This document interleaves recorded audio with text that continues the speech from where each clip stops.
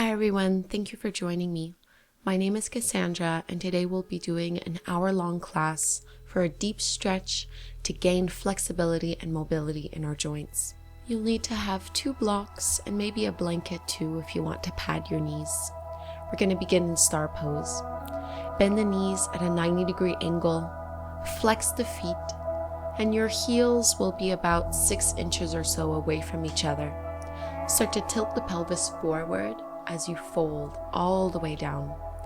Palms can rest forward, or maybe the forearms go underneath the shins, palms facing up. Feel free to grab a block here and put it underneath the chest or underneath the forehead. In Yin Yoga, we hold these passive poses for a few minutes. Make sure you're getting yourself comfortable enough where you won't need to fidget or move.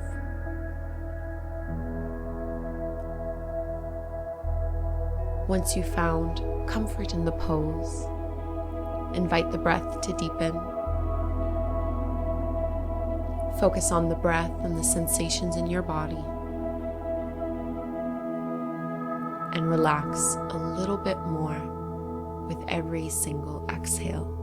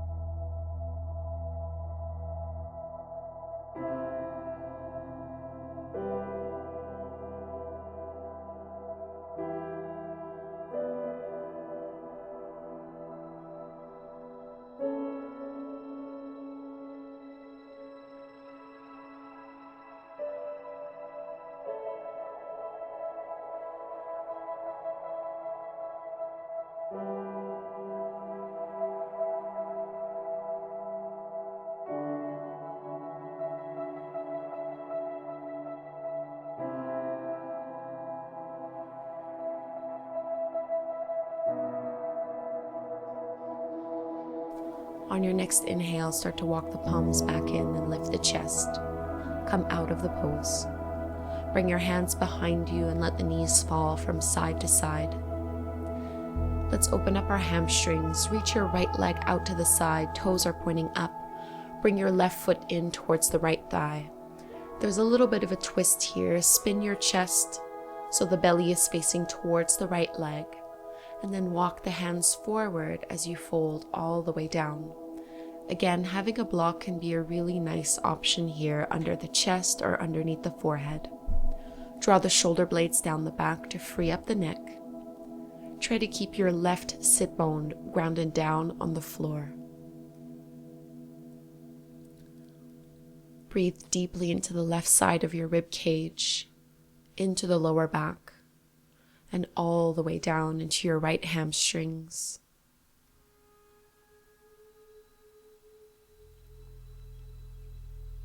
Let go of any tension in the neck, in the jaw, or in the shoulders. Soften in this pose.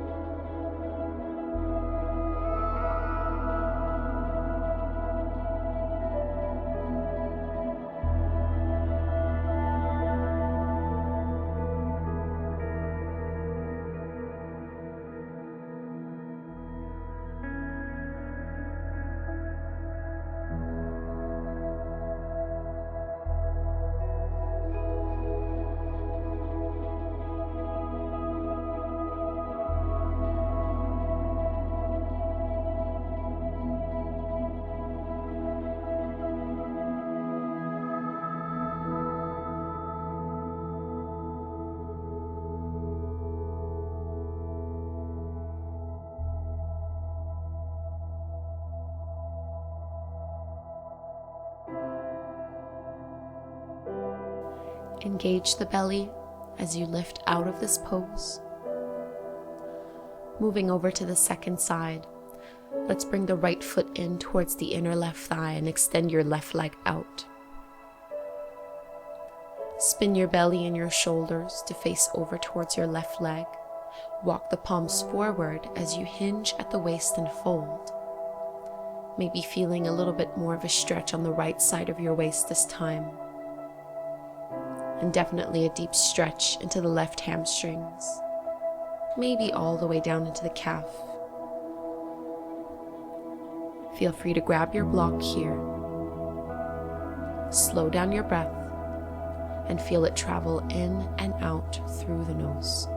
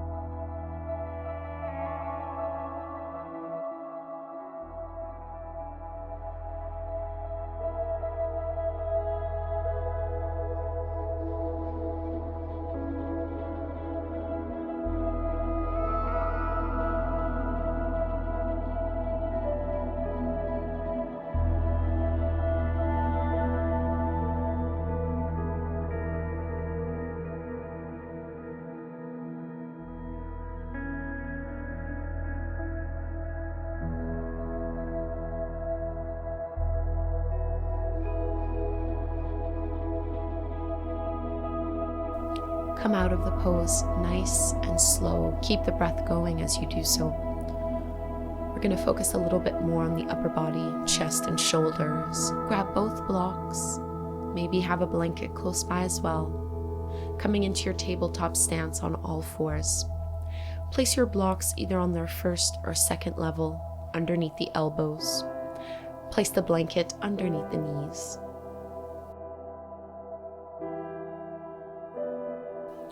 Lower your elbows down on the blocks. Palms are pressing in towards each other. Puppy pose. Drop the chest down towards the floor. Relax the neck, relax the head.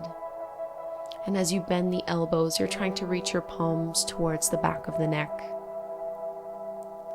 You should feel a deep opening in the triceps, pectorals, shoulders, maybe upper back as well. If this is too much, feel free to move the blocks out to the side and let your elbows rest on the floor instead.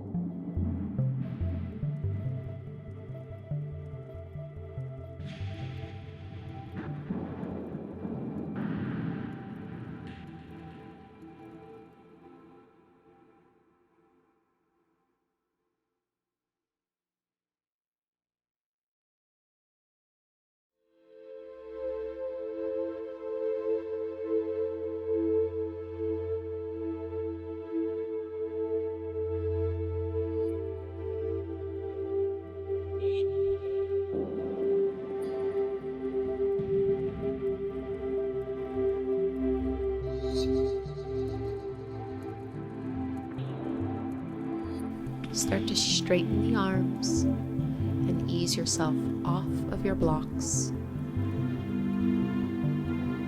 Move them over to the side. We're going to make our way into a wide-legged child's pose.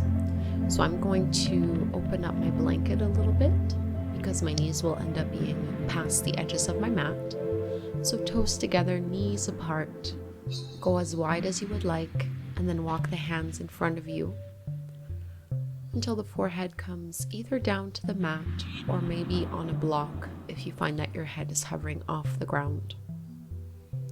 We want to have our knees nice and wide here to stretch into the inner groin, but we don't want to open them up so wide that it causes tension and pressure in the lower back. So find that nice middle ground where you can get comfortable enough to hold the pose for the next 2 to 3 minutes.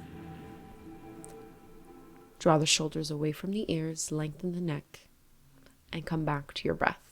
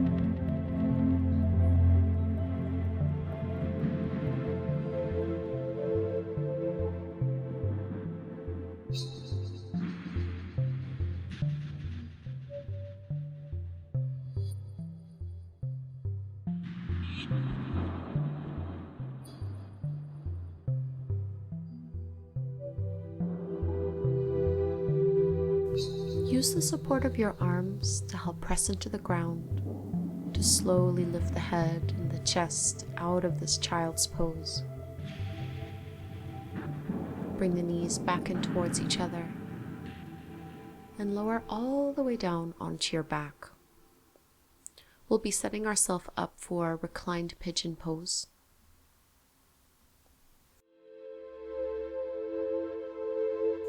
Bending the knees, feet flat on the ground. Let's cross the right ankle over the top of the left knee. Make sure your right foot stays flexed, as this helps to protect your right knee. And if this is enough, stay where you are.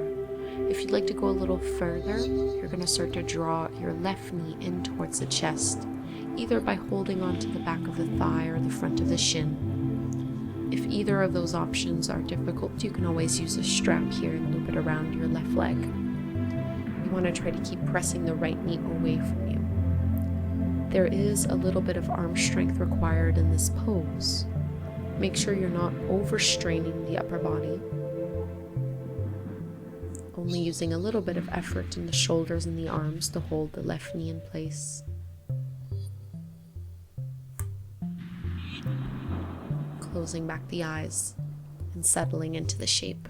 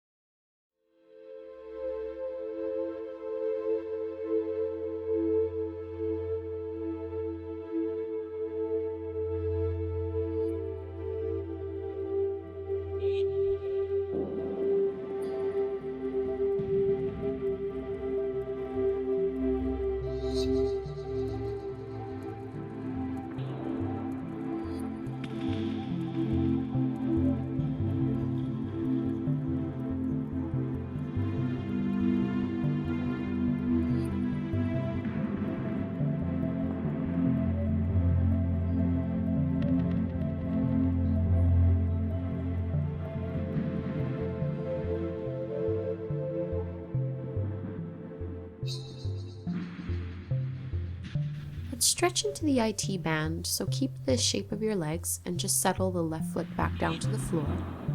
You're going to drop your left thigh down on the ground until your right foot comes down on the mat. So you might be feeling this in your outer right hip. You can grab a hold of your right ankle with your left hand and maybe reach your right arm out to the side so the right shoulder stays down on the mat. We want to avoid the right knee falling in towards the belly. Keep trying to press that right knee away from you, and you might find it more comfortable to use your left hand to press against that right thigh instead of holding on to the ankle. It'll just depend on what the flexibility is like in your hip.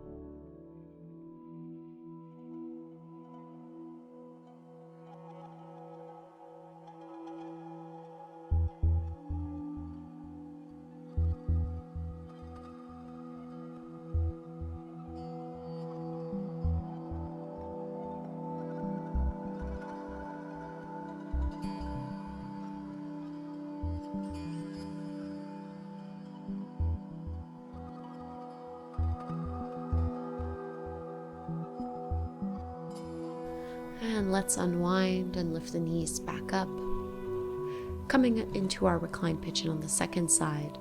So level out the hips and then cross your left ankle over the top of the right thigh.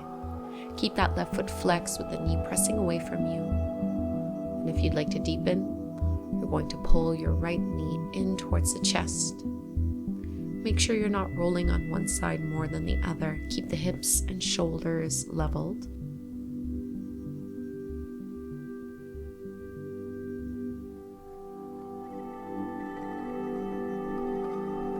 Holding steady for a few minutes on this side.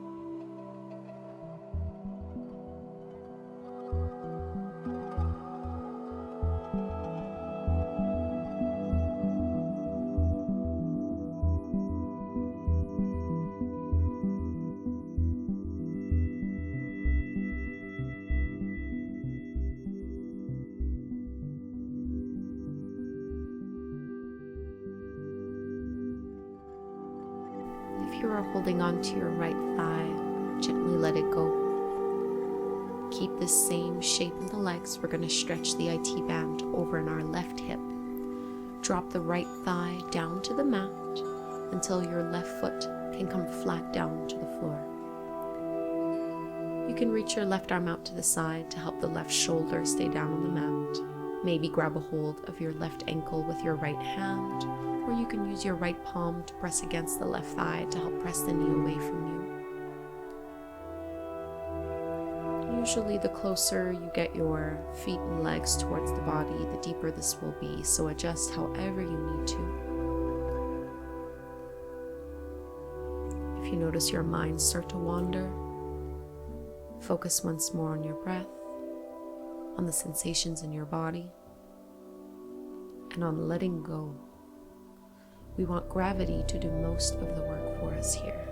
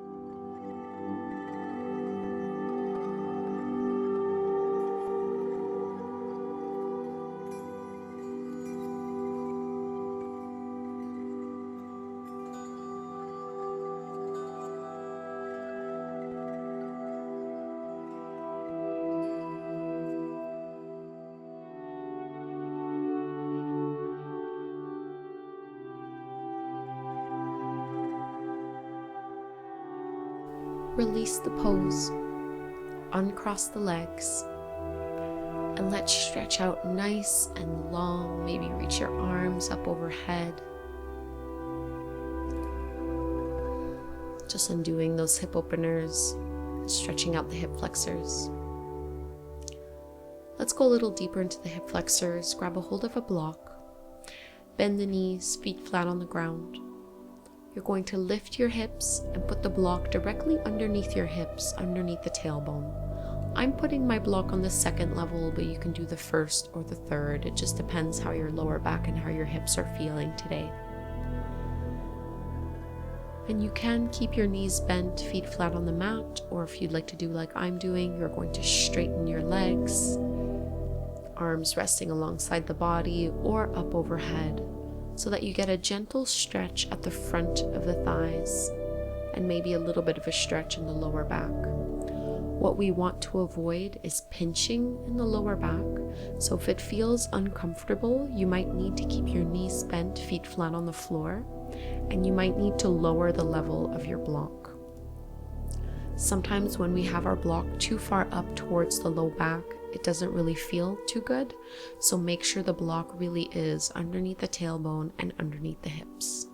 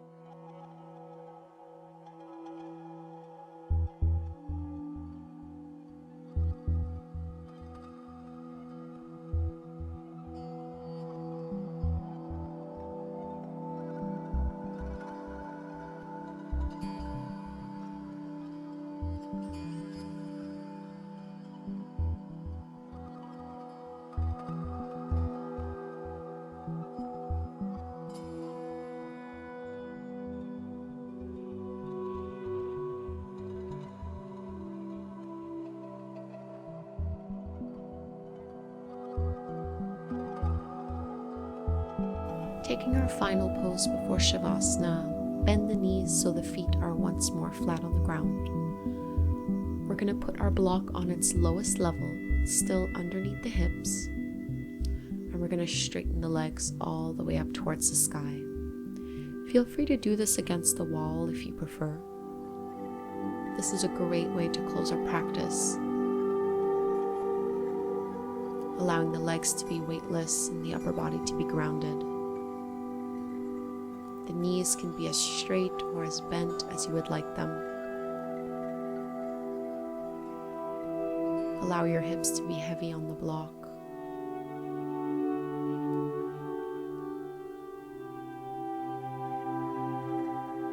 And reversing the blood flow.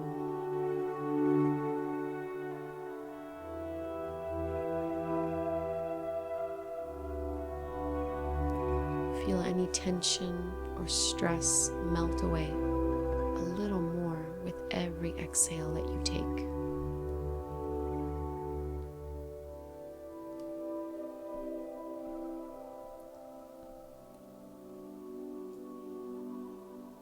If you're looking to take a final stretch here, you can let the legs open up wide into a straddle. I'm going to keep the legs about hip width distance apart or so, but feel free to do any variation that works for your body.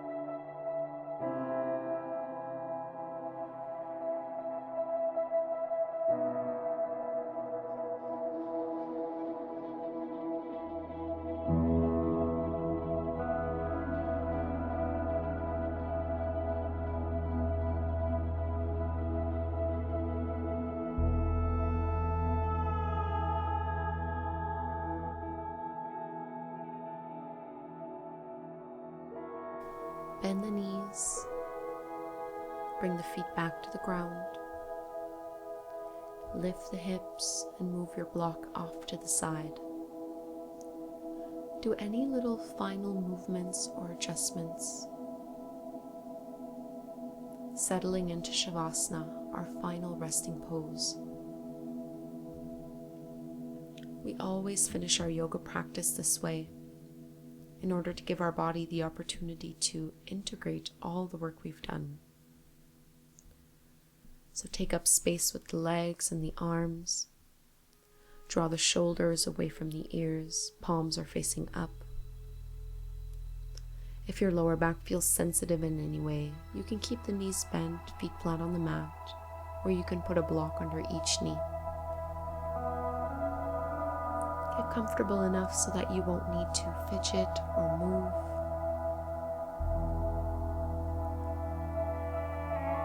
And use any breath that is natural and that doesn't need to be forced.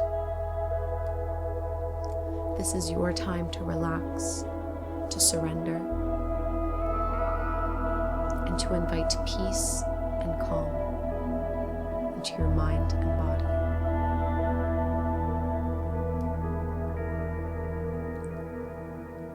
Feel the breath flow through you like a wave. Inhaling peace and calm. Exhaling tension and stress.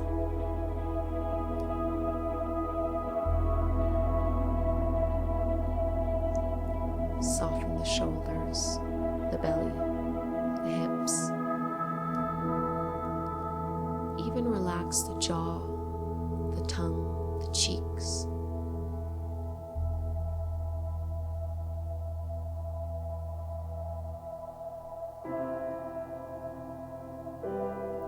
I encourage you to stay in Savasana for as long as you feel called to.